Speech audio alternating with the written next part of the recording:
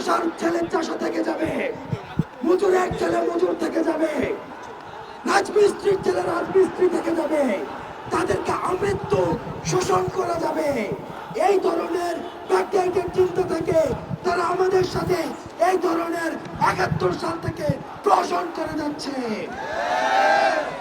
আমাদের যারা পূর্বপুরুষ রয়েছে তারা আমাদেরকে শিখিয়ে দিয়েছে কিভাবে উন্মুক্ত পাও দিয়ে তাদের সাথে যুদ্ধ করতে হয়।